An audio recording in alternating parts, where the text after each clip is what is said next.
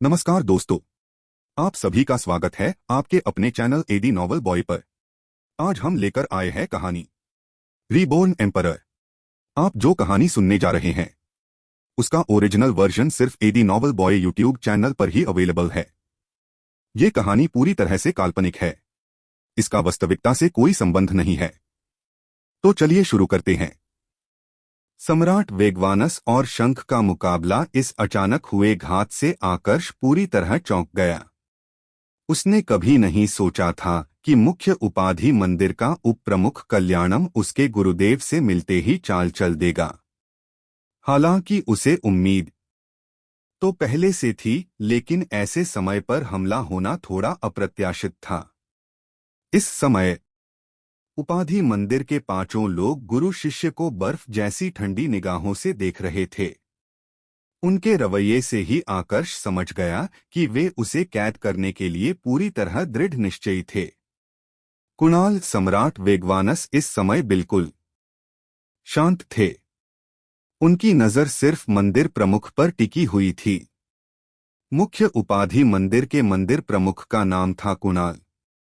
जब सम्राट ने उसका नाम लिया तो पास में खड़े बुजुर्गों को तुरंत गुस्सा आ गया और उनमें से एक ने तिरस्कार से भरी आवाज में कहा, वेगवानस, तुम अभी इतने योग्य नहीं हुए हो कि मंदिर प्रमुख को सीधे नाम से पुकारो। अपनी हैसियत मत भूलो। तुम आज भी सिर्फ एक सम्राट हो। उसकी बात सुनकर आकर्ष की नजर भी कुणाल पर जाकर केंद्रित हो गई। अब उसे समझ में आ गया था कि इस पूरे षड्यंत्र का रचिता कौन था। वेगवानस, उपाधि मंदिर को तुम्हारा शिष्य चाहिए। बेहतर रहेगा कि तुम अपने शिष्य को भूल जाओ।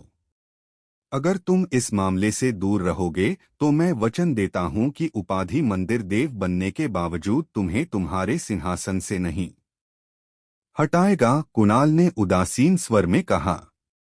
यह सुनकर आकर्ष को काफी आश्चर्य हुआ। उसे यह तो पता था कि उपाधि मंदिर उसे पकड़ना चाहता है, लेकिन वह उसे इतना ज्यादा महत्व देता होगा इसकी उसे उम्मीद नहीं थी। इधर सम्राट ने कुणाल की बात का कोई जवाब नहीं दिया। उन्होंने बस शांत स्वर में पूछा, क्या उपाधि मंदिर सच में यह करना चाहता है? क्या तुम लोगों को परिणाम की चिंता नहीं है? यह सवाल सुनकर पहले वाले वरिष्ठ एल्डर ने फिर से तिरस्कार से भरी आवाज में कहा, तुम मात्र एक देव हो और कुछ नहीं। अभी तुम देवत्व मंडल में बस पहुंचे हो। तुम्हारे जैसे शुरुआती स्तर के देव को अगर उपाधि मंदिर गंभीरता से लेने लगा तो हम हंसी के पात्र नहीं बन जाएंगे। वैसे भी यहाँ पर तुम्हारा प्रतिबिंब है, तुम्हारा असली रूप नहीं। जैसे ही तुम्हारा शिष्य हमारे कब्जे में आया, मैं तुम्हारे असली रूप को भी ढूंढ लूंगा और उसे भी नष्ट कर दूंगा। यह कहते हुए उसकी आंखों से कत्ल का भाव फूटने लगा।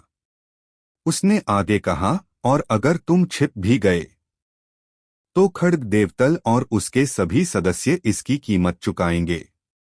उपाधि मंदिर तुम्हारा हमेशा शिकार करेगा। उसकी यह धमकी सुनकर आकर्ष के चेहरे पर कठोरता उभर आई।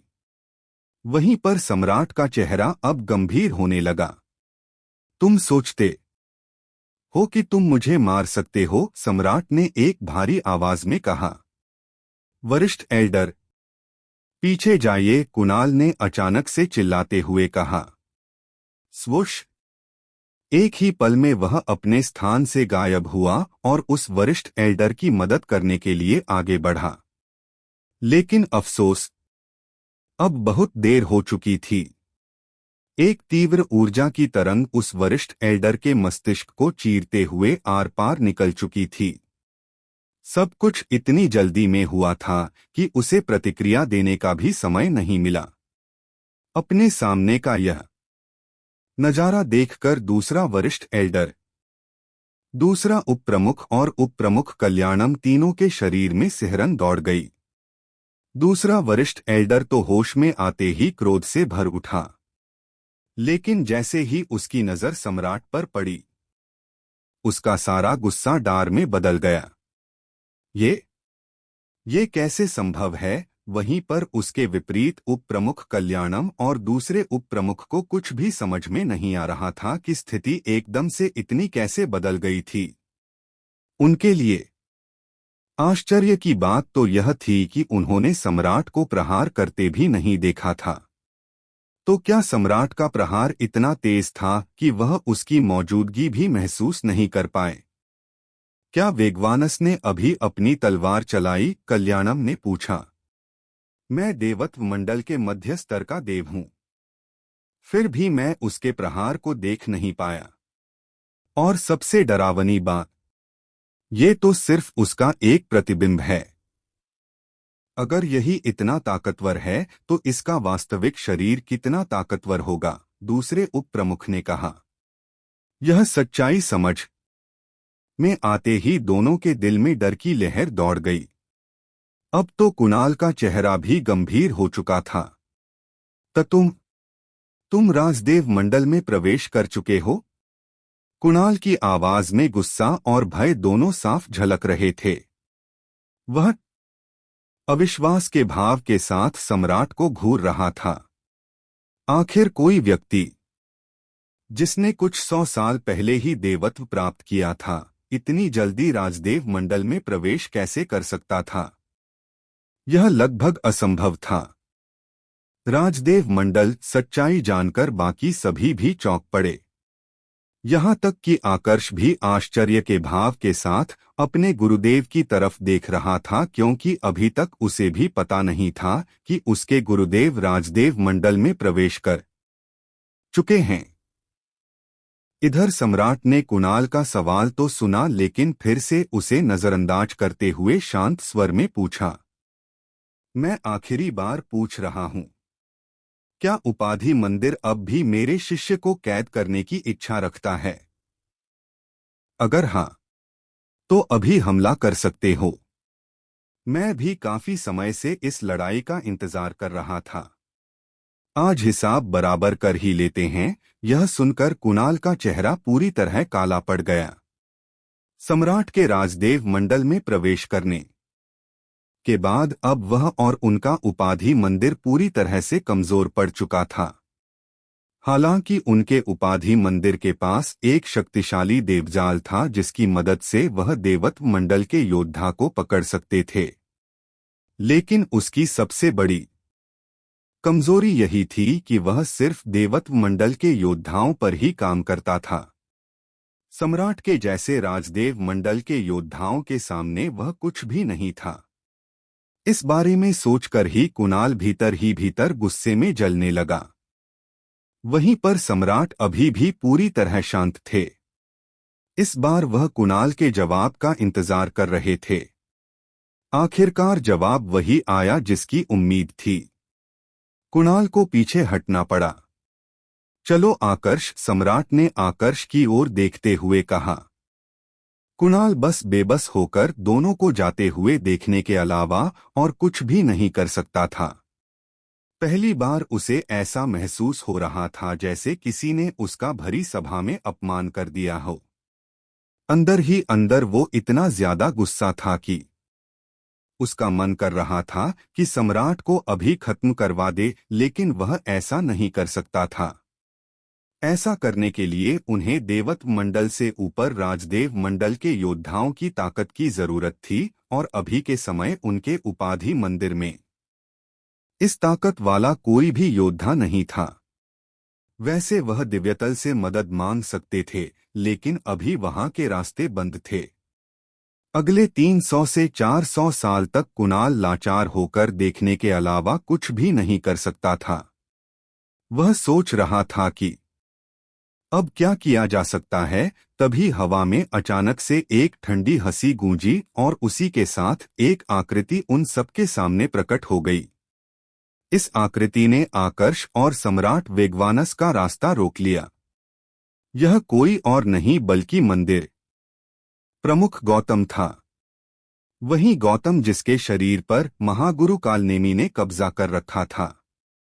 मंदिर प्रमुख गौतम को ऐसे समय पर यहाँ पर देखकर न सिर्फ उप प्रमुख कल्याणम बल्कि मंदिर प्रमुख कुणाल भी एक पल के लिए चौंक पड़ा। हैरानी तो उन्हें इस बात की हो रही थी कि जहां सभी लोग इस समय सम्राट की ताकत को देखकर भयभीत थे, वहीं पर गौतम अजीब तरह से आत्मविश्वास से भरा हुआ दिखाई दे रहा था। ऐसा तो हो ही नहीं सकता था कि गौतम को सम्राट की ताकत के बारे में पता ना हो। गौतम, कल्याणम ने बताया था कि तुम मदद करोगे, लेकिन अब बहुत देर हो चुकी है। अब तुम कुछ नहीं कर सकते। तुम वापस लौट जाओ, मंदिर प्रमुख कुणाल ने गौतम से कहा। उनके शब्दों में थोड़ी अधीरता नजर आ रही थी। कारण यह था कि सम्राट को हल्के में लेकर वह पहले ही अपने एक वरिष्ठ एल्डर को खो चुके थे। अब अगर गौतम भी मर गया तो एक पूरी शाखा कमजोर पड़ सकती थी। मंदिर प्रमुख, अभी जो कुछ भी हुआ मैंने सब देखा। उम्मीद नहीं की थी कि वेगवानस राजदेव मंडल में प्रवेश कर चुके होंगे। यह थोड़ा अप्रत्याशित तो है, लेकिन आपको ज्यादा चिंता करने की जरूरत नहीं है। अगर मैंने आकर्ष के शरीर को सफलतापूर्वक नियंत्रण में कर लिया तो मैं उसकी समझ और अनुभव का प्रयोग उपाधि मंदिर के लिए भी अवश्य करूंगा, गौतम ने हल्का मुस्कुराते हुए कहा। उसकी बात सुनकर कुणाल और बाकी सभी लोग दंग रह गए। उन्हें कुछ भी समझ में नहीं आ रहा था कि गौतम क्या कहने की कोशिश कर रहा है। जब कुणाल और बाकी लोग उलझन में थे, तभी आकर्ष ने पूछा, मुझे तुम्हें किस नाम से बुलाना चाहिए? मैं तुम्हें गौतम तो नहीं कह सकता क्योंकि तुम पिशाच परिवार के सदस्य हो।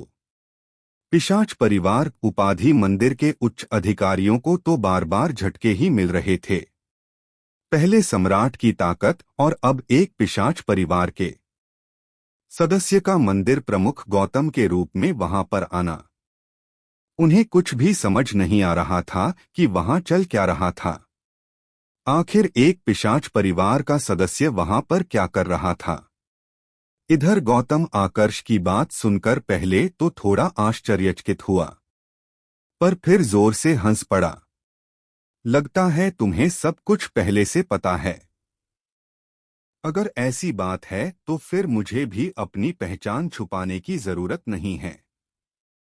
तुम मुझे महागुरु कालनेमी कहकर संबोधित कर सकते हो। जहां तक बात है पिशाच परिवार की, तो मैं अब उस परिवार का सदस्य नहीं हूं। जैसे ही मैं तुम्हारे शरीर पर नियंत्रण करूंगा, मैं अपने परिवार के नियमों को तोड़ दूंगा और मुझे मेरे परिवार से निकाल दिया जाएगा। मैं तुम बन जाऊंगा और तुम्हारी सारी चीजें, यादें, अनुभव और ऊर्जा स्तर सब मेरा हो जाएगा। इतना कहकर गौतम नाम कुणाल की ओर देखा तथा शांत आवाज में कहा, मंदिर प्रमुख कुणाल, आपको तो पता ही होगा कि पिशाच परिवार किसी भी ऐसे सदस्य को अपने परिवार में नहीं रखता जो किसी जीवित प्राणी के शरीर पर नियंत्रण कर ले। आपको यह भी पता ही होगा कि एक पिशाच अपने पूरे जीवन में सिर्फ एक ही बार किसी जीवित प्राणी के शरीर पर पूरी तरह से नियंत्रण स्थापित कर सकता है। मैंने अभी तक गौतम के शरीर पर पूरी तरह से नियंत्रण स्थापित नहीं किया है, बस उसकी आत्मा को अपने नियंत्रण में रखा है। इसलिए जब मैं शरीर से बाहर निकलूंगा तो गौतम फिर से अपनी स्वतंत्रता हासिल कर लेगा। सच कहूं तो मुझे आकर्ष का शरीर चाहिए। इसी के लिए मैं आपकी मदद करने के लिए तैयार हुआ था। जब पिशाच परिवार को इस बारे में पता चलेगा तो वह मुझे मारने की कोशिश करेंगे। मैं बस इतना चाहता हूं कि आप उस समय पिशाच परिवार से मेरी रक्षा करें और बदले में मैं आपके उपाधि मंदिर को वह सारी जानकारी दूंगा जो आकर्ष के मस्तिष्क में है। गौतम की बातें सुनकर कुणाल थोड़ा बहुत प्रभावित हुआ। उसे पिशाच परिवार के बारे में पता था। पिशाचतल का एक छोटा सा परिवार, जिनका भौतिक शरीर नहीं होता था लेकिन किसी जीवित प्राणी के शरीर पर नियंत्रण कर सकते थे। मुझे तुम्हारी शर्तें मंजूर है। लेकिन जब तक वेगवानस यहाँ पर है, आकर्ष के शरीर पर नियंत्रण स्थापित करना आसान नहीं होगा। मैं खुलकर वेगवानस से लड़ भी नहीं सकता क्योंकि उसकी ताकत मुझसे कहीं ज्यादा है। तुम्हें पक्का यकीन है कि तुम अकेले यह सब कर लोगे? कुणाल ने ऊर्जा के माध्यम से संदेश भेजकर गौतम से कहा। वेगवानस की चिंता आप छोड़ दीजिए, वो चाहे राजदेव मंडल का योद्धा ही क्यों ना हो, बहुत जल्द वह यहाँ से हमेशा हमेशा के लिए चला जाएगा, गौतम ने आत्मविश्वास के साथ कहा। इसके बाद उसने आसमान की तरफ देखा और अपने चेहरे पर एक शैतानी मुस्कुराहट लाते हुए धीमी आवाज में कहा, भ्राता शंख, वेगवानस को मैं अब आपके भरोसे छोड़ रहा हूँ। भ्राता शंख, इस प्रकार का संबोधन सुनकर सभी योद्धा ऊपर आसमान की तरफ देखने लगे। इस समय आसमान में एक द्वार प्रकट हुआ जिसे देखकर आकर्ष का चेहरा गंभीर हो गया। पिशाच परिवार उसके लिए कोई नया विषय नहीं था। जब पिछली बार गौतम ने उसे मारने की कोशिश की थी तो उसके बाद उसने पिशाच परिवार के बारे में थोड़ी बहुत जानकारी एकत्रित की थी। जिस आत्मविश्वास के साथ गौतम अपने भाई को बुला रहा था, उससे एक बात तो स्पष्ट हो गई थी कि उसका भाई इतना ताकतवर तो था कि वह अकेले ही सम्राट वेगवानस से निपट लेगा। इधर आसमान में उस द्वार के भीतर से अब एक पारभासी शरीर बाहर निकलने लगा। यह बस एक आत्मा थी, लेकिन उसकी मौजूदगी इतनी भयानक थी कि आसपास की हवा तक भारी होने लगी। सामने प्रकट होते ही उसकी नजर सबसे पहले सम्राट पर पड़ी। कालनेमी, यह आखिरी बार है जब मैं तुम्हारी मदद कर रहा हूं। इसके बाद तुम्हारा रास्ता अलग होगा। मुझसे फिर उम्मीद मत रखना, उस आत्मा ने गौतम से कहा। यह आत्मा असल में पिशाच परिवार का कुल प्रमुख शंख था। वो राजदेव मंडल में बहुत समय पहले ही प्रवेश कर चुका था और आज के समय उसका ऊर्जा स्तर मध्य स्तर में था। बस एक बार मेरी मदद कर दीजिए भ्राता, उसके बाद मैं भी आपको परेशान नहीं करूंगा, गौतम ने उत्साह से भरी आवाज में कहा। स्वुश स्वुश स्वुश, शंख ने बिना समय बर्बाद किए तुरंत हमला कर दिया। एक भयावह आत्मिक प्रहार सीधे सम्राट वेगवानस की ओर बढ़ा। पिशाचों के पास भौतिक शरीर नहीं होता था, इसलिए वह देव योद्धाओं की तरह लड़ नहीं सकते थे। उनकी सबसे बड़ी ताकत उनका आत्मिक प्रहार ही होता था। जब शंख ने प्रहार किया तो उसकी ताकत देखकर कुणाल भी हक्का बक्का रह गया। उसे बिल्कुल भी उम्मीद नहीं थी कि गौतम का बड़ा भाई वास्तव में इतना ताकतवर होगा। जब तक वेगवानस के पास अपनी आत्मा की सुरक्षा के लिए कोई देव अस्त्र नहीं है, तब तक इस प्रहार से वह अपनी सुरक्षा नहीं कर पाएगा, कुणाल ने मन ही मन सोचा। स्वुश, आकर्ष की आंखों के सामने शंख के पारभासी शरीर से एक ऊर्जा की तरंग बाहर निकली और सम्राट वेगवानस के कुछ प्रतिक्रिया देने से पहले ही उनके शरीर के भीतर चली गई। उस ऊर्जा की तरंग की रफ्तार इतनी तेज थी कि आकर्ष भी बस उसकी हल्की सी झलक ही देख पाया था। उसी समय सम्राट वेगवानस के प्रतिरूप के चारों ओर पृथ्वी के सिद्धांत की ऊर्जा उग्र रूप से कंपन करने लगी। अगले ही पल एक भयावह ऊर्जा फूट पड़ी जब सम्राट वेगवानस के प्रतिरूप के भीतर दोनों आत्माएं एक दूसरे से टकराने लगी। इस लड़ाई को देखकर कोई भी साफ बता सकता था कि अभी के समय शंख का पलड़ा भारी था। नहीं, आकर्ष का चेहरा अचानक बदल गया। शंख की आत्मिक ऊर्जा और आध्यात्मिक शक्ति को महसूस करके वह समझ गया कि अगर उसके गुरुदेव का वास्तविक शरीर भी यहाँ होता, तब भी शायद वह इस प्रकार के हमले का सामना नहीं कर पाते। अब उसे समझ आ गया था कि गौतम थोड़ी देर पहले उसके मास्टर की ताकत जानने के बावजूद भी इतना आत्मविश्वासी क्यों था। अगर तुम्हारा वास्तविक शरीर भी यहाँ होता तब भी मैं तुम्हें मार सकता था। फिर यह तो सिर्फ एक प्रतिरूप है। पिशाच परिवार के कुल प्रमुख शंख की आवाज सम्राट वेगवानस के प्रतिरूप के शरीर के भीतर गूंजी। इस समय आकर्ष और उपाधि मंदिर के बाकी लोग साफ महसूस कर सकते थे कि सम्राट वेगवानस के प्रतिरूप की ऊर्जा और आभा लगातार कमजोर होती जा रही थी, जबकि शंख की ऊर्जा और आभा अधिक शक्तिशाली बनती जा रही थी। यह इसलिए भी था क्योंकि शंख एक आत्मा था जो ऊर्जा को अपने भीतर खींच सकता था। वह सम्राट की ऊर्जा का इस्तेमाल सम्राट के खिलाफ ही कर रहा था। शंख, अगर मेरे शिष्य को कुछ भी हुआ तो मैं तुम्हारे पिशाच परिवार का नामो निशान मिटा दूंगा, सम्राट ने पहली बार गुस्से से भरी आवाज में धमकी दी। मुझे विश्वास है कि तुम्हारे पास ऐसा करने की क्षमता है, लेकिन जब तक तुम मेरे परिवार तक पहुंचोगे तुम्हारा शिष्य अपना अस्तित्व खो चुका होगा। इसके अलावा यह मत भूलो कि पिशाचतल हमारा क्षेत्र है। वहां वही होता है जो हम चाहते हैं। शंख ने सम्राट की धमकी को पूरी तरह से नजरअंदाज करते हुए कहा। आकर्ष, भागो वहां से। सम्राट को समझ में आ चुका था कि अब कुछ भी नहीं किया जा सकता है, तो उन्होंने अपने शिष्य को सतर्क किया। इसके अगले ही पल सम्राट का वह प्रतिरूप बहुत ही तेज आवाज के साथ किसी विस्फोटक की भांति फट गया। बूम!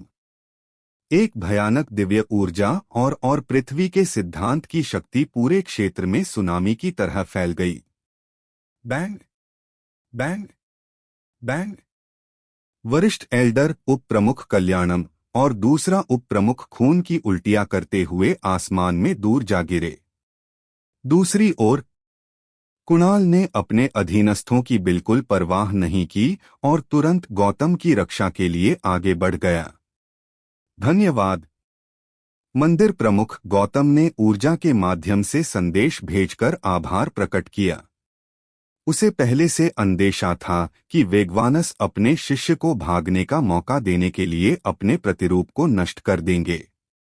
इसी वजह से उसने पहले ही कुणाल को अपने अनुमान के बारे में बता दिया था और उससे सुरक्षा मांगी थी। हालांकि पृथ्वी का सिद्धांत विध्वंस के सिद्धांत के जितना शक्तिशाली नहीं था, फिर भी सम्राट वेगवानस एक राजदेव मंडल के योद्धा थे। इसलिए उनके प्रतिरूप के विस्फोट की शक्ति इतनी भयानक थी कि वह उनसे कमजोर लोगों को आसानी से कुचल सकती थी। सामान्य देव और राजदेव मंडल के योद्धाओं के बीच सिर्फ एक मंडल का अंतर था, लेकिन उनके बीच शक्ति का अंतर इतना बड़ा था कि किसी भी प्रतिभाशाली व्यक्ति को इस अंतर को भरने में हजारों वर्षों का समय लग सकता था। इसी वजह से तो सम्राट के प्रतिरूप ने इतनी आसानी से उपाधि मंदिर के उच्च अधिकारियों को जख्मी कर दिया था। बड़ी मुश्किल से वह अपने आप को संभाल पाए थे। इधर प्रतिरूप के नष्ट होते ही आकर्ष ने तुरंत प्रतिक्रिया दी और अपने स्थानांतरण गति और स्थानांतरण तकनीक का उपयोग करते हुए वहां से भागने की कोशिश की। गुरुदेव का पृथ्वी के सिद्धांत वाला प्रतिरूप नष्ट हो गया है। इससे उनके वास्तविक शरीर को भी चोट लगी होगी। नए प्रतिरूप को तैयार करने में उन्हें और ज्यादा समय और मेहनत लगेगी, आकर्ष ने मन ही मन सोचा। वैसे तो सम्राट को अभी कोई जानलेवा खतरा नहीं था, लेकिन फिर भी वह अपने गुरुदेव की चिंता करने से खुद को रोक नहीं पाया। साथ में उसे पिशाच परिवार पर भी गुस्सा आने लगा। वो अपनी पूरी रफ्तार से वहां से निकलने की कोशिश कर रहा था, लेकिन तभी उसे कुछ महसूस हुआ जिसके बाद उसका चेहरा पूरी तरह बदल गया। उसे एहसास हुआ कि उसकी स्थानांतरण गति और स्थानांतरण तकनीक अचानक काम करना बंद कर चुकी थी। उसी समय उसने अपने आसपास एक भयावह ऊर्जा को सक्रिय होते महसूस किया। एक देवजाल। उसे तुरंत समझ में आ गया कि उसका रास्ता किस वजह से रुका है।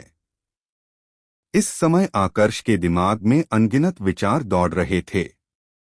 साथ ही वह अपनी पूरी ताकत से उस देवजाल को तोड़ने की कोशिश कर रहा था जिसने उसे जकड़ रखा था। लेकिन जल्द ही उसे एहसास हो गया कि उसकी सारी कोशिशें बेकार थीं। उस देवजाल की संरचना बहुत जटिल थी। कोशिश बेकार है, कुणाल अचानक से वहां पर प्रकट हुआ और ठंडी आवाज में आकर्ष की तरफ देखते हुए बोला। उपाधि मंदिर का यह देवजाल किसी भी देव योद्धा को पकड़कर रख सकता है।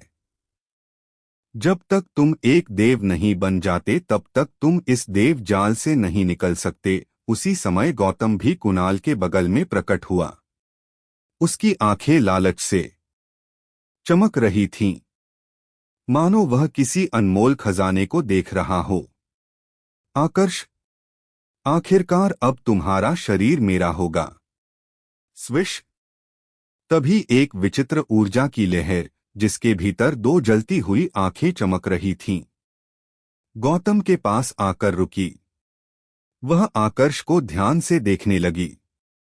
कालनेमी, क्या यही वह उपयुक्त शरीर है जिसके पीछे तुम इतने समय से पड़े हुए थे? उस ऊर्जा की लहर ने गौतम से पूछा।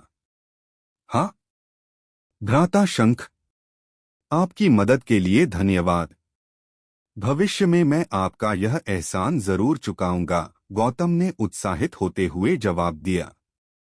मुझे धन्यवाद देने की जरूरत नहीं है, आखिर हम भाई हैं। लेकिन इस शरीर को नियंत्रित करने के बाद तुम्हें कुछ समय तक छिपकर रहना होगा। मुझे डर है कि वेगवानस सीधे पिशाच परिवार के महल में पहुंचकर सभी वरिष्ठों को सब कुछ बता देगा। अगर ऐसा हुआ तो मैं उन्हें रोक नहीं पाऊंगा। हो सकता है तब मुझे उनके पक्ष से लड़ना पड़े, शंख ने थोड़ी भारी आवाज में कहा। मैं ध्यान रखूंगा। मैंने मंदिर प्रमुख कुणाल से पहले ही सौदा कर लिया है। आकर्ष के शरीर पर नियंत्रण करने के बाद मैं उसकी समझ और अनुभव को उपाधि मंदिर के साथ साझा करूंगा और बदले में उपाधि मंदिर पिशाच परिवार के वरिष्ठों से मेरी सुरक्षा करेगा। हमारा परिवार ताकतवर जरूर है, लेकिन इतना ताकतवर भी नहीं है कि उपाधि मंदिर के खिलाफ खड़ा हो जाए, गौतम ने उत्साहित होते हुए कहा। लगता है तुमने पूरी योजना पहले ही बना ली थी। चलो ठीक है, अब इस शरीर पर नियंत्रण स्थापित करने की अपनी प्रक्रिया शुरू करो, शंख ने कहा। गौतम ने धीरे से सिर हिलाया और चमकती आंखों से आकर्ष की ओर देखने लगा। कुणाल और शंख भी आकर्ष की तरफ देखने लगे। उन्हें पूरा विश्वास था कि आज आकर्ष की मौत निश्चित है। अब जब स्थिति इतनी बिगड़ चुकी थी तो आकर्ष ने भी प्रतिक्रिया देना बंद कर दिया। उसने अपने आप को जितना हो सके उतना शांत दिखाया। जैसे ही गौतम आगे बढ़ने वाला था, उसने शांत स्वर में तीनों से कहा, मेरे पास 5 तत्वों के बारे में जानकारी है। 5 तत्वों की जानकारी, इतना सुनते ही गौतम अपने स्थान पर ही रुक गया। शंख और कुणाल भी तीखी नजरों से आकर्ष को घूरने लगे। अचानक से गौतम के चेहरे पर मुस्कान उभर आई। उसने हंसते हुए कहा, तो क्या हुआ? तुम्हारे शरीर पर नियंत्रण करने के बाद वह जानकारी वैसे भी मेरे पास आ जाएगी। तब मैं बिना तुम्हारी मदद के भी उन 5 तत्वों को ढूंढ सकता हूं। शंख और कुणाल ने इस दौरान कुछ भी नहीं कहा, पर उनके चेहरे के भाव देखकर साफ पता चल रहा था कि वह दोनों भी गौतम की बात से सहमत थे। आकर्ष ने गौतम को नजरअंदाज किया और कुणाल की तरफ देखते हुए कहा, यह बात सच है कि तुम मेरे मस्तिष्क से सारी जानकारी प्राप्त कर सकते हो, पर क्या तुम यह जानकारी अपने भाई और मंदिर प्रमुख कुणाल के साथ साझा करोगे? क्या पता तुम 5 तत्वों को अकेले ही रखना चाहो? पिशाच अपनी भावनाओं पर नियंत्रण नहीं रख पाते थे। विशेषकर जब वह किसी भौतिक शरीर पर नियंत्रण स्थापित कर लेते थे, तब तो उनकी भावनाएं और भी ज्यादा उग्र हो जाती थी। इसलिए आकर्ष ने उनकी भावनाओं का फायदा उठाने का फैसला किया। हमारे बीच फूट डालने की कोशिश मत करो, तुम सिर्फ बच निकलना चाहते हो, गौतम ने ठंडे स्वर में कहा। तो क्या हुआ अगर मैं फूट डाल रहा हूं? मेरी बातें सच हैं, आकर्ष ने बेपरवाही से कहा। फिर उसने कुणाल की तरफ देखा और कहा, इस समय मेरे पास कोई और रास्ता नहीं है। कम से कम मैं अपनी मौत अपने असली रूप में मरना चाहता हूं। यही मेरी आखिरी इच्छा है। अगर आप मेरी यह इच्छा पूरी करने में मदद करें तो मैं आपको 5 दिव्य तत्वों का ठिकाना बता दूंगा। बल्कि मेरे पास खुद उनमें से एक तत्व अभी मौजूद है। जैसे ही आकर्ष ने अपनी बात खत्म की, उसके शरीर से एक कोमल ऊर्जा बाहर फैलने लगी। दिव्यजल, कुणाल, शंख और गौतम ने तुरंत उस पहले तत्व को पहचान लिया। तीनों की आंखें चमक उठी। कुणाल और शंख को आकर्ष के शरीर में रुचि नहीं थी, लेकिन यह तत्व उनके बहुत ज्यादा काम आ सकता था। विशेषकर शंख के, क्योंकि उसके पास भौतिक शरीर नहीं था, तो इस तत्व के साथ उसकी साधना और भी ज्यादा आसान हो सकती थी। आकर्ष ने लालच का चारा और गहरा फेंकते हुए कहा, यह दिव्यजल अभी अपने 7वें स्तर में है। यह सुनते ही तीनों की आंखें हैरानी से फैल गईं। उन्होंने महसूस तो किया था कि दिव्यजल बेहद शक्तिशाली है, लेकिन उन्हें बिल्कुल उम्मीद नहीं थी कि वह इतने उच्च स्तर में होगा। इस पल शंख का मन सचमुच डगमगा गया। हर कोई जानता था कि दिव्य तत्वों के 9 स्तर होते थे। यदि दिव्यजल पहले से ही 7वें स्तर में था, तो फिर वह अपने आखिरी स्तर में कभी भी पहुंच सकता था।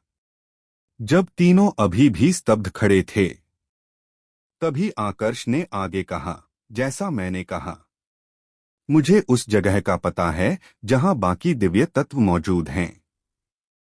ठीक इस दिव्यजल की तरह वे भी अपने 7वें स्तर में हैं। पहले मैं उन सबको भी अपने शरीर में रखना चाहता था, लेकिन उन्होंने मना कर दिया। मेरी सिर्फ एक इच्छा है कि मैं अपने जन्म स्थान पर खत्म होना चाहता हूं, और संयोग से बाकी के तत्व वहीं पर मौजूद है। उसने लालच का बीज बो दिया था, अब बस इंतजार था तो उस लालच के बीज के अंकुरित होने का, और इसमें ज्यादा समय नहीं लगा। तीनों के मन में लालच घर कर गया। गौतम, मुझे यह दिव्यजल चाहिए, कुणाल ने अपनी शर्त रखी। तो फिर हम क्या करेंगे? गौतम ने पूछा। उसके शब्दों में इस बार नाराजगी दिख रही थी।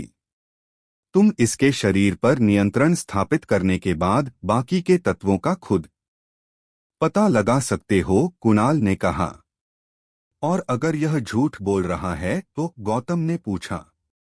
तो मार देना इसे। इसके शरीर पर तो फिर भी तुम नियंत्रण स्थापित कर सकते हो, कुणाल ने जवाब दिया। यह सुनकर गौतम इस बार चुप हो गया। वह अपने बड़े भाई शंख की तरफ देखने लगा। शंख का कोई भौतिक शरीर नहीं था, इस वजह से देखकर बता पाना मुश्किल था कि उसके चेहरे के भाव कैसे थे। लेकिन जितना शांत वो खड़ा था, उससे इतना समझ में आ रहा था कि वह भी लालच में पड़ चुका था। तो तुम किस जन्म स्थान की बात कर रहे हो? पृथ्वी या फिर वह मृत्यु लोक जहां से वेगवानस और तुम दोनों आए हो? थोड़ी देर सोचने के बाद गौतम ने पूछा। 5 दिव्य तत्व पृथ्वी पर है, वहीं पर चल सकते हैं, आकर्ष ने सीधा जवाब दिया। दिव्य तत्वों का लालच एक ऐसा लालच था जिससे दिव्य मंडल के योद्धा भी बच नहीं पाते थे। फिर यहाँ तो देवत्व मंडल और राजदेव मंडल के योद्धा थे। लालच में आकर वो आकर्ष के साथ चलने के लिए तैयार हो गए। सबसे पहले वो सभी आकर्ष को बांधकर खड्ग देवतल में आए और वहां से पृथ्वी लोक की तरफ रवाना हो गए। कुणाल और गौतम आकर्ष के ठीक पीछे पीछे चल रहे थे, जबकि शंख सबसे पीछे था। बाकी 4 दिव्य तत्व कहाँ हैं? आगे। हम लगभग पहुंच चुके हैं। आकर्ष उन्हें विशाल ब्रह्मांड के भीतर ले जाता रहा। उसकी आध्यात्मिक शक्ति लगातार चारों ओर खोज कर रही थी। 5 दिन बाद आकर्ष आखिरकार उन्हें एक उजाड़ ग्रह पर ले आया जो हर तरफ टूटे पत्थरों और मलबे से भरा हुआ था। स्वूश जैसे ही वे उस ग्रह पर उतरे, कुणाल और गौतम के चेहरे तुरंत बदल गए। शंख का चेहरा नजर नहीं आ रहा था तो बता पाना मुश्किल था कि उसके भाव कैसे थे, पर उत्साह उसकी ऊर्जा में भी नजर आ रहा था। बाकी 4 दिव्य तत्व सच में यहाँ हैं। मैं दिव्य ज्वाला, धातु सम्राट अयस, वनस और क्षिति, चारों की मौजूदगी को महसूस कर सकता हूँ। कुणाल की आवाज में उत्साह साफ झलक रहा था।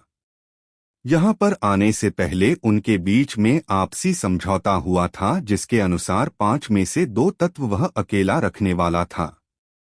अब जब सच में यहाँ पर उनकी मौजूदगी महसूस हो रही थी तो कुणाल समझ गया था कि उसे 2 तत्व मिलने वाले हैं। दूसरी ओर गौतम के चेहरे पर पछतावे की झलक थी। अगर उसे पता होता कि आकर्ष सच बोल रहा है तो वह कभी भी कुणाल के साथ यह समझौता नहीं करता। इसी समय शंख ने उत्साहित होकर कहा, मुझे दिव्य तत्व वनस चाहिए। ठीक है, तुम उसे रख सकते हो। मुझे धातु सम्राट अयस और दिव्य ज्वाला चाहिए, कुणाल ने कहा। लेकिन यह सुनकर गौतम का चेहरा बिगड़ गया।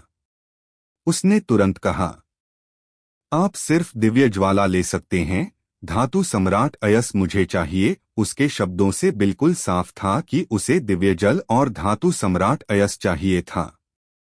कुणाल को वह दिव्य ज्वाला और क्षिति देना चाहता था। महागुरु कालनेमी की मृत्यु। क्षिति? गौतम, मुझे क्षिति नहीं चाहिए। हमारे बीच पहले ही 2 दिव्य तत्वों का समझौता हुआ था और मैंने पहले ही कहा था कि मुझे दिव्य जल सबसे पहले चाहिए। तुम्हें आकर्ष का शरीर तो मिल रहा है, अब क्या तुम तत्व भी अपनी पसंद का रखोगे? मुझे दिव्य जल और दिव्य ज्वाला दोनों चाहिए, कुणाल ने गंभीर स्वर में कहा। तीनों के बीच ऐसे आपसी मतभेद को देखकर आकर्ष मन ही मन उन पर हंसने लगा। स्वुश स्वुश स्वुश। इसके बाद एक कोमल ऊर्जा उसके शरीर से निकली और पल भर में जमीन के भीतर समा गई।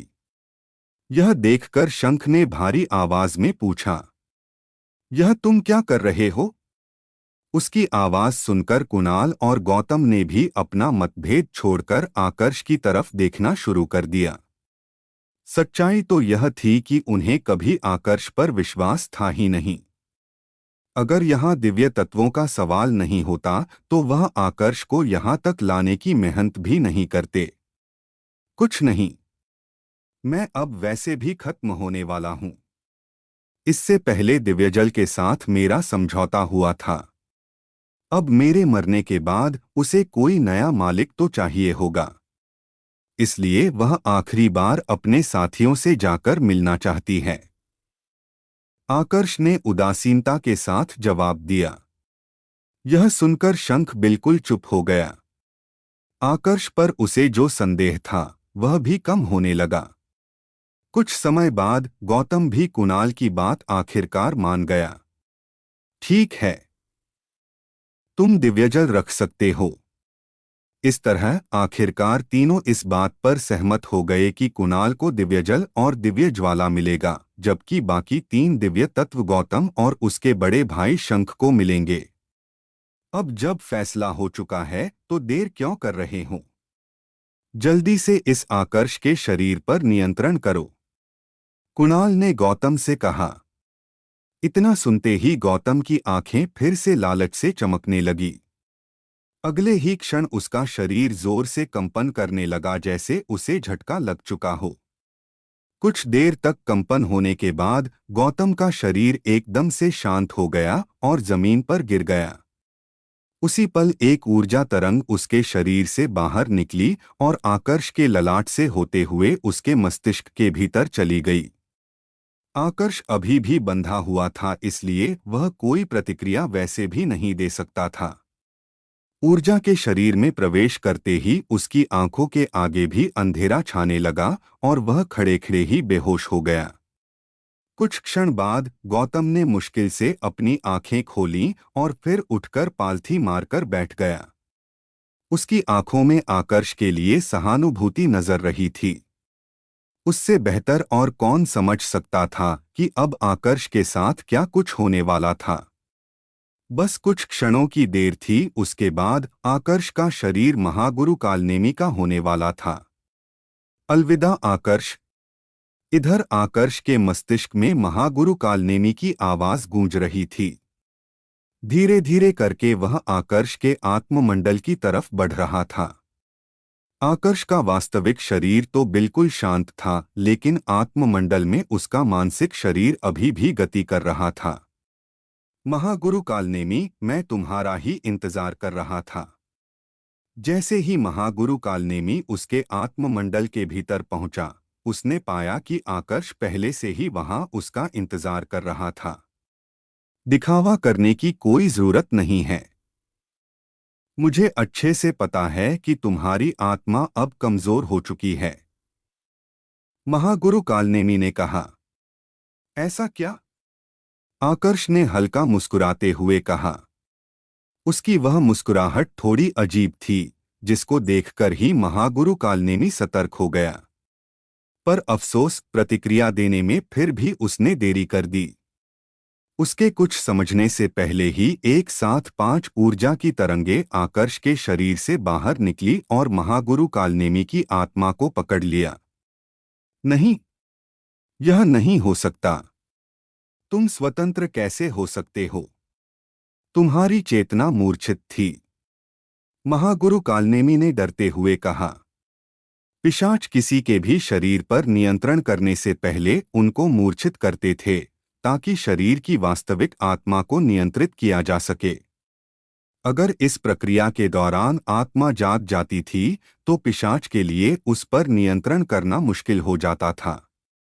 और अगर प्रक्रिया से पहले ही आत्मा जगी हुई हो, तब तो पिशाच के लिए मुश्किलें खड़ी हो जाती थी, क्योंकि फिर वह आत्ममंडल से अपनी इच्छा अनुसार बाहर नहीं जा सकता था। वैसे सामान्य तौर पर तो ऐसा कम ही होता था, क्योंकि जब भी कोई पिशाच किसी के शरीर में प्रवेश करता था तो इस समय शरीर की पहली आत्मा मूर्छित अवस्था में चली जाती थी। अगर कोई बहुत ही शक्तिशाली आध्यात्मिक शक्ति वाला योद्धा हो, जिसकी आत्मा पहले से ही बहुत शक्तिशाली हो, तब उस स्थिति में आत्मा आसानी से मूर्छित नहीं होती थी। तुम्हारा भाई और कुणाल तुम्हें बचा सकते हैं, पर उनके कुछ करने से पहले तुम अपना अस्तित्व खो दोगे। मेरे गुरुदेव के प्रतिरूप को नष्ट करने में सबसे बड़ा योगदान तुम्हारा था, तो इसके लिए तुम्हें कुछ तो इनाम मिलना चाहिए, आकर्ष ने ठंडे स्वर में कहा। इतना कहकर उसने सभी 5 ऊर्जाओं को एक साथ मिलाकर महागुरु कालनेमी पर प्रहार कर दिया। अगर वह इस समय कैद में नहीं होता, तो महागुरु कालनेमी को तड़पाता। पर अभी यह सब करने के लिए समय नहीं था। उसने अभी जिन 5 ऊर्जाओं का प्रयोग किया था, वह वास्तव में 5 तत्वों की शक्तियां थी। इसलिए महागुरु कालनेमी उनका सामना नहीं कर सकता था। बेचारा एक ही प्रहार में निपट गया। कालनेमी। उसके मरते ही उसके बड़े भाई शंख को एहसास हो गया कि उसके छोटे भाई का अस्तित्व मिट चुका है। उसकी चीख सुनकर कुणाल और गौतम को भी समझ में आ गया कि कुछ तो गड़बड़ हुई है। पर सब कुछ इतनी जल्दी में हुआ था कि उनके मस्तिष्क को प्रतिक्रिया देने का भी पर्याप्त अवसर नहीं मिला। इससे पहले कि वह कुछ समझ पाए, आकर्ष के पीछे की तरफ अचानक से एक आयाम खुला और उसने आकर्ष को अपने भीतर खींच लिया। आकर्ष, शंख इस समय तक गुस्से से पूरा पागल हो चुका था। उसने हाथ आगे बढ़कर आकर्ष का गला पकड़ने की कोशिश की, लेकिन उसमें भी देर हो चुकी थी। उसने पांचों तत्वों को अपने शरीर में खींच लिया। मैं जानता था कि वो कुछ तो कर रहा था, शंख ने गुस्से में चिल्लाते हुए कहा। पर अब क्या किया जा सकता था? तीनों लालच में इतने अंधे हो चुके थे कि एक बार के लिए भी उनके मस्तिष्क में यह ख्याल नहीं आया कि आकर्ष महागुरु कालनेमी को खत्म भी कर सकता है। वह सच में बच निकला। कुणाल का चेहरा भी बिल्कुल पीला पड़ चुका था। उसके घमंड और लालच ने उसे अंधा और लापरवाह बना दिया था। कहीं ना कहीं अब उसे पछतावा भी होने लगा कि आखिर वह आकर्ष को यहाँ पर लेकर ही क्यों आया। असल में यह योजना तभी शुरू हो गई थी जब सम्राट वेगवानस का प्रतिरूप नष्ट हुआ था। वहां से भागते समय आकर्ष को समझ में आ गया था कि वह ज्यादा दूर नहीं जा पाएगा, इसलिए उसने उसी समय दिव्यजल से मदद मांग ली थी। उसके बाद जो कुछ हुआ, बस सब कुछ दिव्यजल के इशारे पर हुआ। और सबसे खास बात, आकर्ष के शरीर पर कब्जा करने वाली प्रक्रिया के दौरान अगर दिव्यजल और बाकी सब वहां पर नहीं भी होते तो भी आकर्ष को मारना महागुरु कालनेमी के लिए बहुत मुश्किल होने वाला था, क्योंकि उसकी आत्मा साधारण नहीं थी। वह एक मिश्रण था जो एक परीक्षण के कारण बन गया था। इसी वजह से तो पृथ्वी पर भी कभी आकर्ष के माता पिता का जिक्र नहीं हुआ था, क्योंकि उसके कोई माता पिता थे ही नहीं। शंख अपने भाई के गम में चिल्लाए जा रहा था।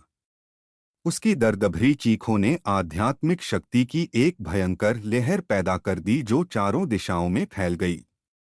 उसने आसपास की पूरी जगह को तहस-नहस कर दिया था।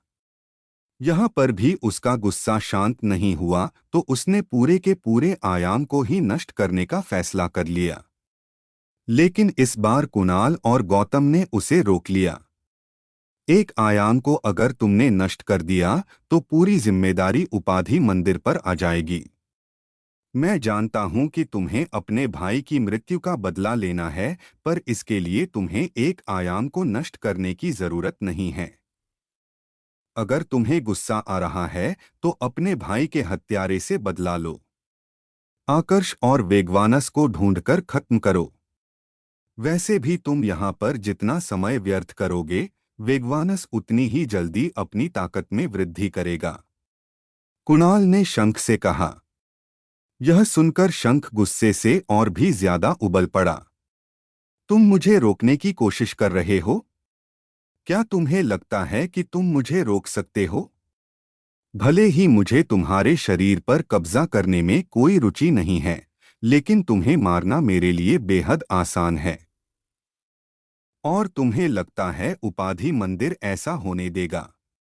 यह मत भूलो कि तुम बस एक छोटे से परिवार के कुल प्रमुख हो, जबकि हमारा उपाधि मंदिर यहाँ के साथ साथ दिव्यतल की भी बहुत बड़ी ताकत है। शायद तुम मुझे खत्म कर दो, लेकिन अगर हमारे उच्च अधिकारियों को इस बारे में पता चला तो तुम तो मरोगे, साथ में तुम्हारा पूरा परिवार भी मरेगा। इसलिए जितना कह रहा हूं उतना करो। तुम्हें कुछ करना है तो जाकर आकर्ष और वेगवानस को खत्म करो। मैं वादा करता हूं कि उपाधि मंदिर इस लड़ाई के बीच में नहीं आएगा। कुणाल ने कहा। वैसे तो उपाधि मंदिर के प्रमुख के रूप में यह उसका कार्य था कि वह पिशाचों को रोके, लेकिन इस समय पर वह एक पिशाच के साथ ही मिल चुका था। कुछ देर सोचने के बाद शंख ने आखिरकार कुणाल की बात मान ली। ठीक है, मैं अब वेगवानस का शिकार करूंगा। अपने भाई का बदला लेने के लिए मैं उसे मार डालूंगा। तुम भी अपनी बातें को याद रखना। इतना कहकर शंख वहां से गायब हो गया। अब पीछे सिर्फ कुणाल और गौतम रह गए थे। इस डर से कि कहीं गौतम इस बारे में किसी और को ना बता दे, कुणाल ने उसे चेतावनी देते हुए कहा। मैं जानता हूं इस समय तुम्हारे मन में बहुत सारे सवाल हैं, पर अभी के लिए मुंह बंद रखना ही तुम्हारे लिए सबसे बेहतर विकल्प है। आज यहाँ पर जो कुछ भी हुआ है उस बारे में बाहर किसी को भी पता नहीं चलना चाहिए। अगर किसी को भी इस बारे में पता चला तो तुम्हें मैं अपने हाथों से खत्म करूंगा। और हाँ, इस भूल में मत रहना कि उपाधि मंदिर के उच्च अधिकारी तुम्हारी कुछ मदद कर सकते हैं। मैं उन्हें बता दूंगा कि तुम्हारे शरीर पर एक पिशाच ने कब्जा किया था और तुम्हें बचाने के लिए मुझे तुम्हें मारना पड़ा। मुंह बंद रखोगे तो तुम्हारा ही फायदा है। बड़ी मुश्किल से तुम्हारा शरीर फिर से तुम्हारे नियंत्रण में आया है। उम्मीद है कि अब से तुम इसका विशेष ध्यान रखोगे। इतना कहकर कुणाल भी वहां से गायब हो गया। पर गौतम के चेहरे पर कड़वाहट भरी मुस्कुराहट आ चुकी थी। उनका चरित्र ऐसा नहीं था कि खुद के फायदे के लिए दूसरे को नुकसान पहुंचाए। पर इस समय उनकी स्थिति भी ऐसी नहीं थी कि वह खुलकर कुणाल का विरोध कर सकते थे। कुणाल आखिरकार उपाधि मंदिर का प्रमुख था। उसके एक इशारे पर सबके सब उच्च अधिकारी गौतम के खिलाफ खड़े हो सकते थे। हर कार्य की कीमत चुकानी पड़ती है कुणाल। यहाँ पर कर्म नहीं होते, लेकिन इसका मतलब यह नहीं है कि तुम्हारे बुरे कर्मों की सजा तुम्हें नहीं मिलेगी। एक दिन अवश्य तुम्हें इसकी कीमत चुकानी पड़ेगी और मैं उस दिन का इंतजार करूंगा। गौतम ने एक गहरी सांस लेते हुए अपने आप से कहा और फिर वहां से गायब हो गया। दूसरी तरफ आकर्ष उस आयामद्वार में प्रवेश करने के बाद एक ऐसी संरचना में पहुंच चुका था जहां पर ना तो गुरुत्वाकर्षण था और ना ही किसी प्रकार की ऊर्जा। उसे खुद पता नहीं था कि उसका हाल क्या था, क्योंकि वह अपनी इच्छा से यहाँ पर नहीं आया था, बल्कि पांचों दिव्य तत्वों ने अपनी ऊर्जा को इकट्ठा करके उसके लिए द्वार को खोला था। कुछ समय बाद जब आकर्ष ने अपनी आंखें खोली तो उसने अपने आप को खड़ग देवतल में पाया। देवतल को तो वो पहचान गया था, लेकिन अभी वो किस जगह पर था इस बारे में उसे कुछ भी पता नहीं था। हम यहाँ पर कैसे पहुँचे? उसने अपने शरीर में मौजूद दिव्य तत्वों से पूछा। हमने अपनी ऊर्जा का प्रयोग करके खास आयामद्वार का निर्माण किया जो गलती से एकांश के किनारे पर खुल गया। सब कुछ ठीक करने में हमें अपनी बहुत ऊर्जा का प्रयोग करना पड़ा, इसलिए बाकी सब गहरी नींद में सो चुके हैं। मैं भी अब गहरी नींद में सोने जा रहा हूँ। अगले कुछ समय तक हम लोग आपकी कोई मदद नहीं कर पाएंगे, तो अपना ध्यान रखिएगा। दिव्य ज्वाला का स्वर आकर्ष के मस्तिष्क में गूंजा और उसके बाद सब कुछ शांत हो गया। आकर्ष को तुरंत समझ में आ गया कि उसकी जान बचाने के लिए पांचों तत्वों ने अपनी ऊर्जा का प्रयोग बहुत बड़े स्तर पर किया होगा। उसने जल्दी से वरिष्ठ पिनाक के पास संदेश भेजा और उन्हें अपनी स्थिति बताई। सुनकर अच्छा लगा कि आप अभी सुरक्षित हैं। आपके सारे परिवार वालों को सम्राट ने खास सुरक्षा में रखा है, इसलिए आपको उनकी चिंता करने की कोई आवश्यकता नहीं है, वरिष्ठ पिनाक ने जवाब दिया।